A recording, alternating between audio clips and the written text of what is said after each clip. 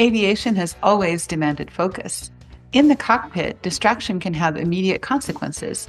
In business, the damage is usually slower, but no less real.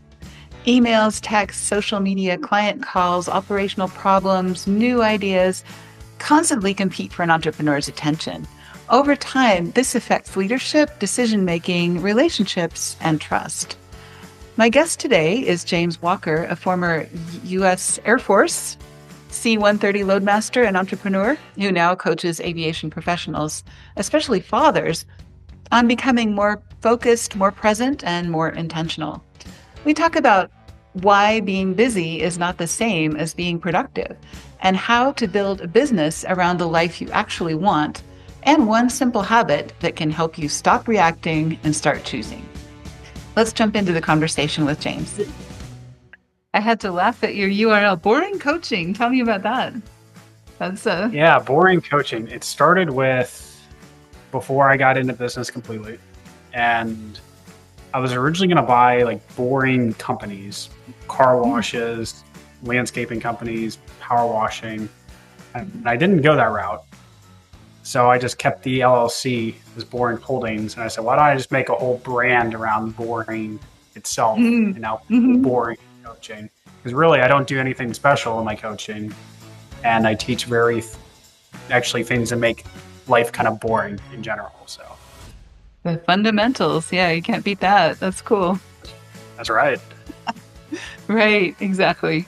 So when we do our podcast, I guess I've probably told you what our target customer is. And, most of our listeners kind of fit that profile and things. So typically we do a recording and, this is informal. So if you ever say anything that you wish you hadn't or whatever, just signal me or whatever. And, we will edit before it goes out and things. This will probably be aired 2 weeks from now. We do have an opening for a thing that got canceled. So this was a good opportunity for us. Perfect. Yeah, your sound is a little, can you give me like a 1, 2, 3, 4, 5? 1, 2, 3, 4, 5. 1, 2, 3, 4, 5.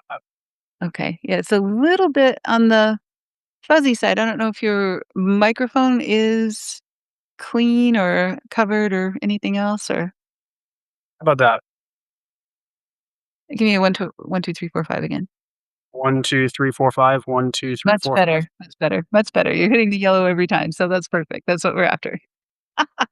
I'm looking at the lights, of course. Um, there are people that can do this by ear. I have to look at the lights, so it's one of those things. But yeah, anyway, so you sound good. Lighting is good. You look great, and yeah, so I think we can jump in anytime you're comfortable. But I'm ready to rock and roll, Paula. This all is right. this is your show. I'm just a guest, so thank you for having me on. And yeah, let's get rocking and rolling. Okay, right. I thought your insights would be really interesting to our listeners for a number of reasons after our first conversation, and I thought this would be really a fun conversation because a lot of our folks are coming from different backgrounds, either from aviation or military. Some of them are retired pilots and so on. So maybe you can tell us a little bit about your story. How did your aviation and military background lead you into starting your business and coaching entrepreneurs? Yeah, thank you. So my background, I originally let's kind of rewind a little bit, and we'll start back to the 5-year-old version of me. And I remember going on a trip with my mom to California. This is my first time I was ever on an airplane, and now I know it's an Airbus like A321 or something.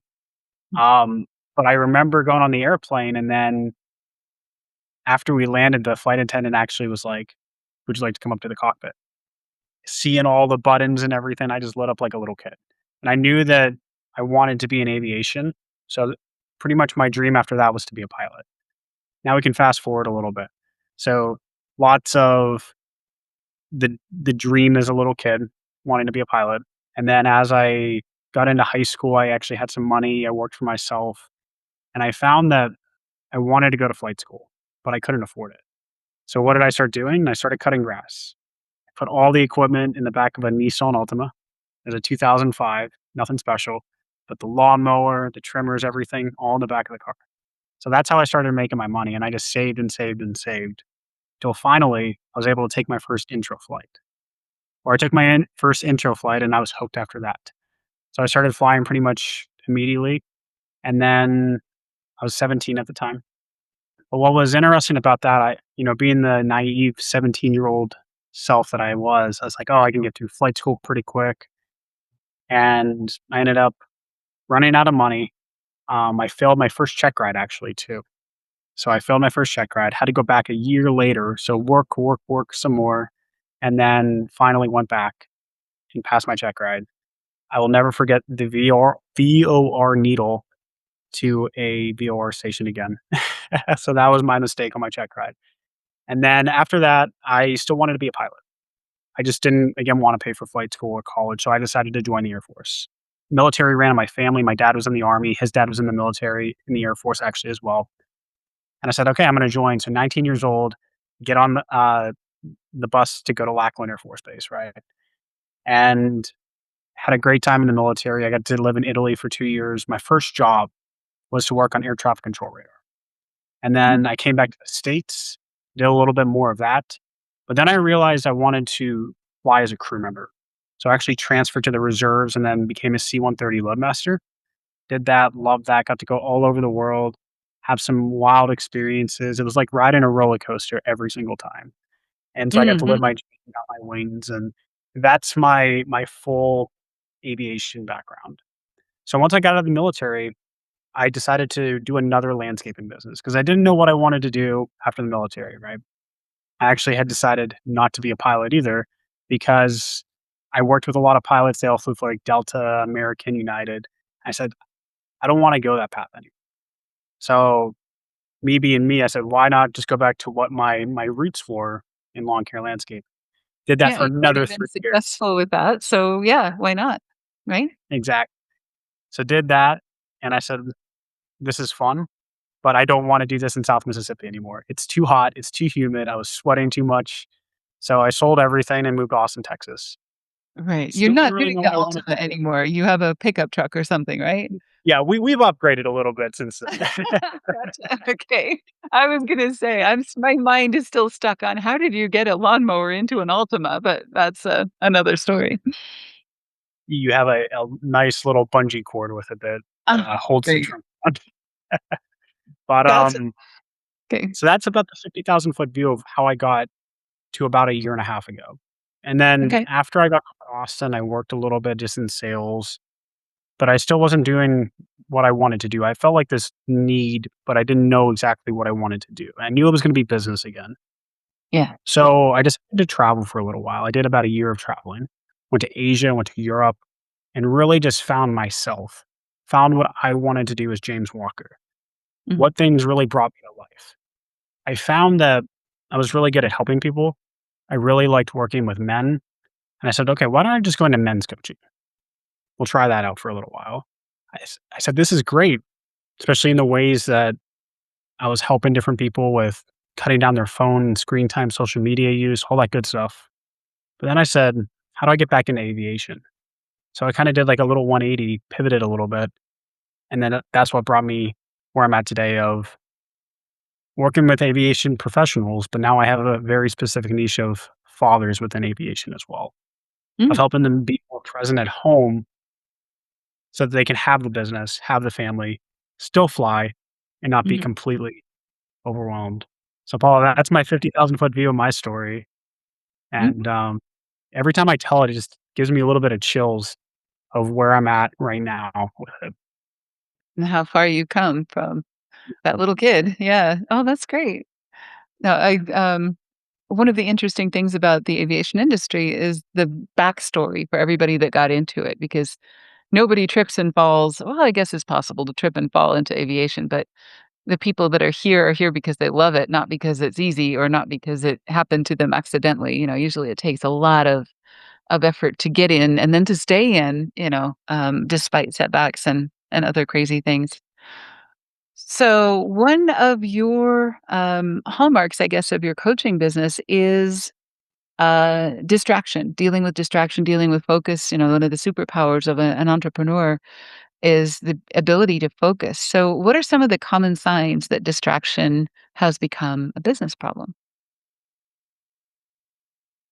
Some of the common signs that it's a business problem is when you're putting out fires all the time and you don't need to. Yeah. Or maybe you have multiple businesses at the same time, and this is very common for entrepreneurs in general. It's just how the brain works, I think, in Hmm. entrepreneurs, where you see an opportunity, you wanna jump on it, right? Yeah. But then I think the hardest part is letting go of all the different things that are pulling your attention that's required to actually run those different businesses, even just one business, Yeah. where it's hard for people to just let go, where they're still answering emails, they're still doing all their own charter flights, whatever that, or they're still flying the plane itself. Hmm. That's the hardest part, I think, for the aviation entrepreneurs to actually let go of that on the business side. That's interesting. Yeah, because when you're flying, of course, you're in a compartment, at least during certain phases of flight. And then you have some time, sometimes during a long flight or during a long cruise section where you can have the best ideas, but then you have way more ideas than you can execute. So, focus becomes a problem with that. So, how do you help people tell the difference between being busy and being productive? Yeah, absolutely. I start with the end in mind, and we talked about this on our first meeting, Mm-hmm. is what is the reason why they're getting into business in the first place? Yeah. Is it and should be money because business is a way to make money at its core. Mhm. And with that, it's working backwards. Okay, what do you want this business to produce? What do you want to make? Like, what do you want your lifestyle to look like? And then we go from there. Instead of trying to figure it out along the way, where you have good years, bad years, ups, downs. But if you know where you're going instead, that why is now if I make, say, $500,000 a year, I get to feed my family. I get to take vacations. I get to have the friends that I want to have. I get to dress the way that I want to dress. That's the why. And then taking that into the understanding of now every decision you make is towards that why. So asking yourself, does this email get me closer to that why? Mhm. Does this text, does this lead, does this airplane, does this business model get me closer to what I want this business to be? Yeah. That's funny, and, a lot of your clients and a lot of my clients, have a similar problem, and that is that they start with the tactical questions, and I did it today, starting with "What's the difference between being distracted and being productive?" When the real question is, "What are you trying to do?" If we can back off to that big picture, and that's really hard, I think, for a lot of men to do and for a lot of engineer types to do. The types of folks that get drawn into aviation, they are very tactical people and they start with some of the tactical questions before they understand the why or the big picture, as well as maybe they should. So, kind of running along that line, how can an entrepreneur turn their why into better daily decisions? Kind of that intersection between the big picture and the what I'm doing right now picture. Yeah. I think it comes down to you want to have like the business separate and then what does your life look like? I think that is the best place to start. So Okay. what do your relationships look like? What does your family look like? What do your friends look like? What do you value? Do you value being really present and home? Do you value having a nice structured schedule where it's not all over the place? And really taking that into consideration, looking of like, okay, if we go into this business, what is that going to look like for me to still keep my values with that?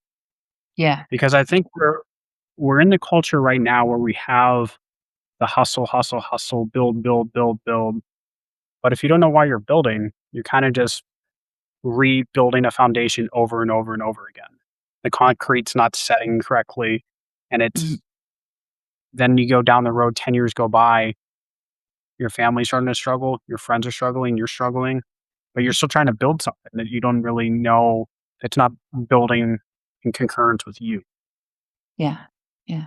And I think we get lost with that of it doesn't Like, it's a business, it's making money, but it's not congruent to you. I've even asked people the question of, would they be doing this business if they could wave a magic wand and do anything they wanted to? And that's Mhm. an interesting one because some people are like, "No, I absolutely would do something completely different." Yeah. So why But not I've sunk do that? too much effort into this, so I can't leave it. Yeah. That, is a horrible place to be. It is. And it could just be like you're not leveraging your own strengths, Mhm. your own passions. Like Mhm. for aviation, maybe it's not owning the flight school. Maybe you want to do charter, or just like Mhm. just a simple thing, or you inherited a business from your family, and Mhm. maybe you just want a different path. So I think Mhm. it's important to have your own values laid out for yourself, for your family. Mhm. That way, that vision of what you're building is so much more clear, and you guys can Yeah. all come together to help get there as well. Right. That's true. I know, I've been hearing a lot lately about calendars, your values are displayed on your calendar. If somebody can say, I value my family, I value this, I value that, I value clarity, etc. But then you look at their calendar and it's a completely front to bottom, it's all consumed by these little tiny tactical tasks. And there's no date night in there, with their spouse where they put their phone away. There's no um, mom's birthday in there where they take the whole day or, take a trip or something like that. So, getting those big rocks into the calendar, I think, are one of the ways that people can kind of create these defensible spaces, I guess. Yeah, no, where you can create those defensible spaces, and then it allows you to. There's less surprises with it, even though I really like spontaneity Yeah. when it's time for it. You know, Right. I think there's a certain beauty to that of just you know picking up your spouse and saying, "Hey, let's go out to dinner." And not even like, and but you already know about it. Maybe they don't or something. Just have that fun connection and that little spark that comes, especially when you're building something like that. And I think it's like the calendar gives you a lot of freedom, but you don't want to be so strict on your calendar too. Life is not that rigid where Yeah. you don't want to lose that balance with it. Yeah. Yeah, and aviation is built on trust and relationships. So, having those defensible spaces and those habits of connecting, with your clients, with your family, etc., where they're expecting it, and then when you do something unexpected, that's a bonus. Um, but I guess part of that is being able to focus during that time. How does scattered attention damage trust? Yeah. Scattered attention is, I think, one of the biggest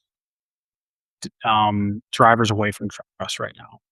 Because Yeah. if you're ever out with someone having coffee or just even lunch or something, and even just that 1 minute of, hold on, let me respond back to this person real quick, or whatever that is. I Yeah. think for one, it pulls away the attention, obviously, but then your brain is somewhere else. You're trying to think about what to say, what needs to happen. Maybe there's something else that comes up compared to just sitting in that moment where you need to be fully present. Yeah, one of the first conversations that we had was about that, where you were talking about these people are spending their whole life on their phone. And, so then they have a lot of connections, but they're not deep enough for our industry. I mean, aviation is not like real estate or selling cars or something like that, where you can have shallow relationships and have them work. So it's a very Yeah. different world. And as well as I do too, a lot of the owners, the operators that we work with, a lot of their relationships are built with their phone. They're the ones Yeah. on the phone.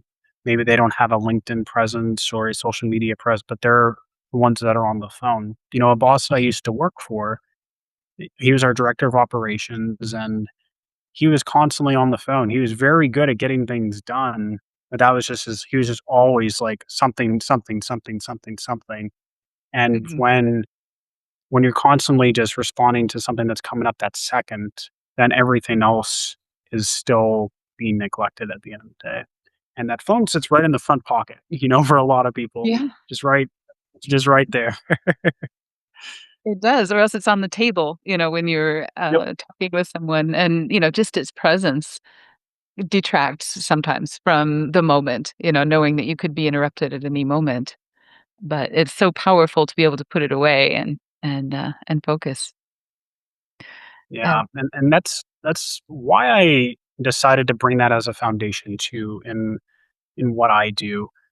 Just because I saw the power of it. I saw like where attention goes, where distraction goes.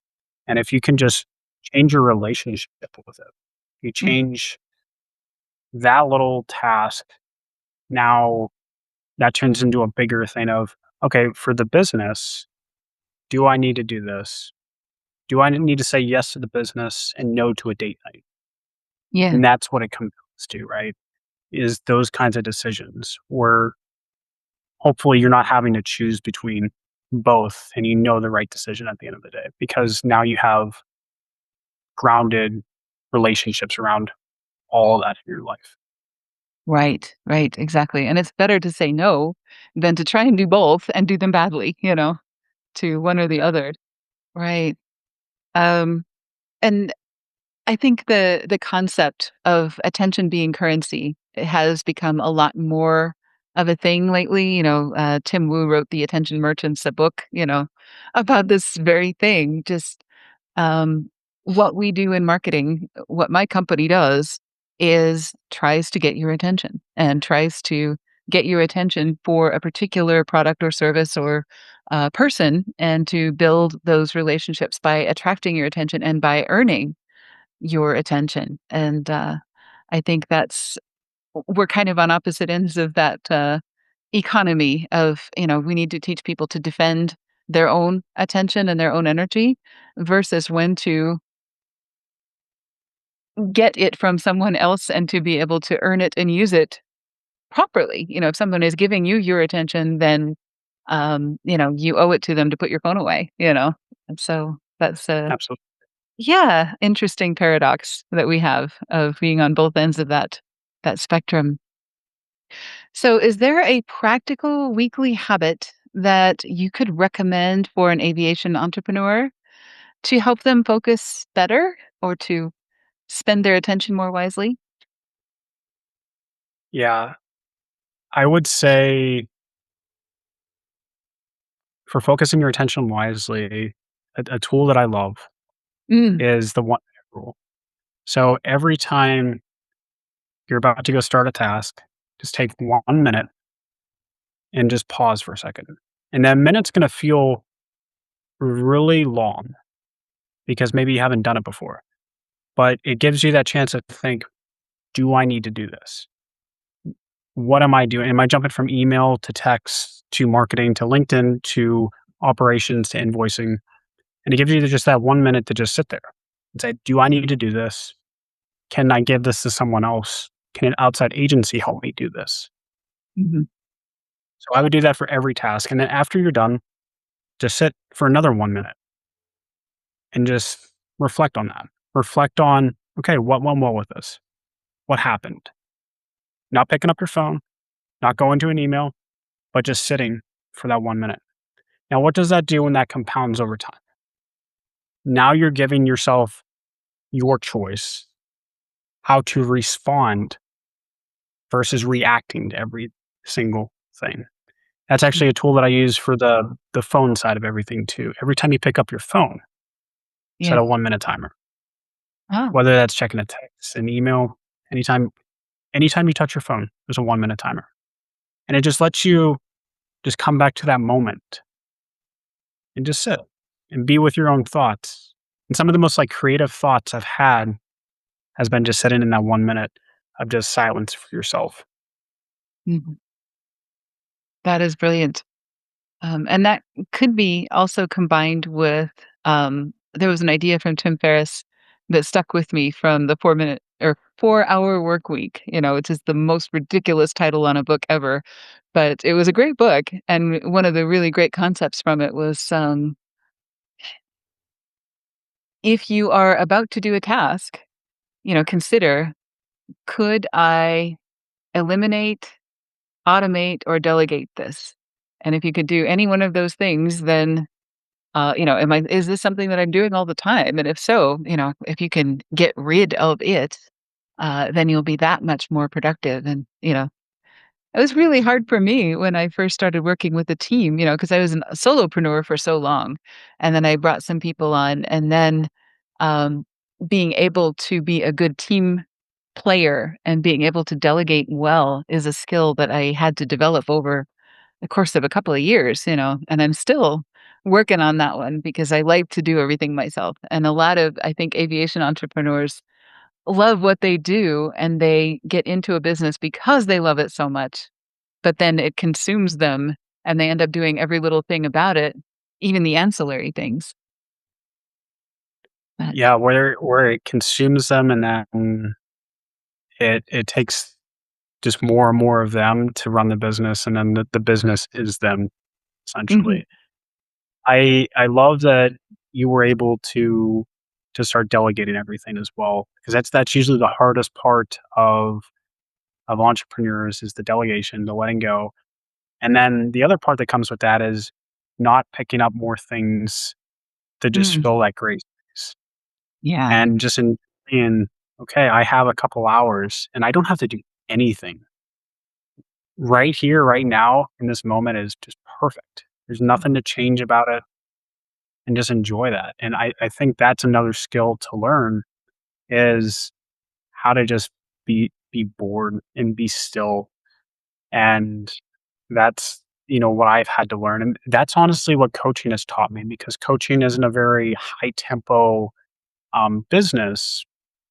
It's very structured of when the clients want to do their coaching sessions, there's admin work on my end, but it's not like I'm working 14 hours a day every single day. And I had to really learn how to handle gray space. And I've enjoyed it so much now, mm, where it gives me, okay, I don't have to be busy, but I also have a business at the same time that's running very well. Yeah, mhm. Just distilling down to that core of, "Here's what I do, here's what I love about it," and then the rest of it is handled by someone else, or yeah, you can let it go, and that's so foreign to most of us. absolutely. Letting it go is just it takes the weight off. It gives you that little bit of anxiety because, okay, Mhm, I have to let go of control. But mhm, then you have that control back for yourself, and that's the reason why, most people get into business in general is for that freedom from their self to mhm. make more money than they would at a regular job, but that freedom of self, going back to that freedom part. Right, exactly. Okay, so, let me come back to, if someone would be a great client for your coaching business, um, how would that person know, "I should call James?" Yeah, absolutely. If so I as I mentioned, I love working with fathers, Mhm, especially, and it's one of those for me of if you're at home and your mind is still at work, mm, where you're at home still checking emails, still on the phone, you're missing dinners, you're missing soccer games, you haven't taken a vacation in a long time. You're making a lot of money maybe you're just getting by. Those are the entrepreneurs that I wanna work with. The people who want to be present, who value their time, their family's time more than what all the world is is pulling their attention, right? And just the ones who want to keep growing, and also the ones who want to help other people grow. Because what starts happening is when you start growing, you start being the one that isn't all over the place. You're grounded. Now other people are paying attention. Other mhm, people are watching when you're out in public, when you're out on the flight line, when you're at shows, and maybe you're the one that's not on your phone. mhm, People are always watching. mhm. Yeah, and you're not frantic, you have a, And I think this is something that people trust other people for reasons that they can't always explain. But one of them is they're not on their phone all the time. They're not frantic. Those are some of the physical clues of trustworthiness, that we see in other people. So that's something to aspire to. So when you start working with somebody, what happens? Do they call you? They do an assessment, or how does that work? Yeah, so LinkedIn is my biggest one right now, Hmm. and or just general outreach in like events or things like that. And then what I do is I do 2 free sessions. So first part is called a presence audit, where we look at where your attention's actually going from the business side, your calendar, and then we also do a deep dive into your phone on that. So what is your screen time? What is that looking like? And then from that session, I give you a couple tools, a couple ways to cut that down. We track it for a week. We come back and review for the second session. And then we look into another area that you still want to improve on. And then we decide if working with me makes sense. Hmm. And then we look at different avenues. So I have a couple different ways. You could do a year program with me or 90 days. 90 days is kind of like the fast track. But if it is the year program, now it's the business, the phone, the overall person. And that's essentially what everything looks like. And then we have just monthly accountability that comes with that too afterwards if you want. So kind of like the full package or full cycle of everything, where now you have accountability, you have support, you have someone on your side who's been there, done that, and now we can help you get from point A to point B. Gotcha. Cool. So people should look you up on LinkedIn. Is that the best way to get in touch with you? Absolutely. So James Walker and then Texas Radar is what everyone used to call me in the military. And I said, how do I make myself stand out from the 9 million James Walkers on LinkedIn? Hmm. Texas. There you go, James Walker. I know my husband's name is John Williams. It's like he's on every list ever, and you can't even make a restaurant reservation with that name. So he's Captain Jack Sparrow, in our town. Is his actual name is Captain Jack Sparrow? No, well, that's the name that he gives when somebody says, "Give me a name to put on the list." His name is John Williams, like the Star Wars musician. I mean, and it's like the second most common name on the planet, after Joe Smith or something. So, or John Smith. John Williams is like the second most popular name. So he gives the name Captain Jack Sparrow whenever somebody asks him what his name is. So That's amazing. I love that. yeah. Otherwise, he's like he's ended up taking other people's reservations or having other people take his reservations if he uses John Williams because there's a million of them. So Mhm. it's smart to have, some way to stand out. That's cool. Well, it adds such a fun sense of humor too. Captain Yeah. Jack Sparrow. Everyone's gonna remember that. No, and someone's gonna be like, "Yeah, Captain Jack Sparrow just came to the restaurant tonight." And they're gonna Right. Exactly. And he's on the list. There he is. And everybody's showing everybody, look at this. So it's fun. It's a Starbucks thing. It's a restaurant thing. It's a, whatever. It works. It serves a purpose. So that makes Absolutely. everybody smile. So that's what we're after. All right. Well, thank you so much for taking the time today. Absolutely. It was such a pleasure. And thank you so much, Paula, as well. Getting to meet you and just hear your story of why you got into marketing and aviation in general. Like I love that we just were able to mesh and come together. And thank you again for having me as a guest on your podcast as well.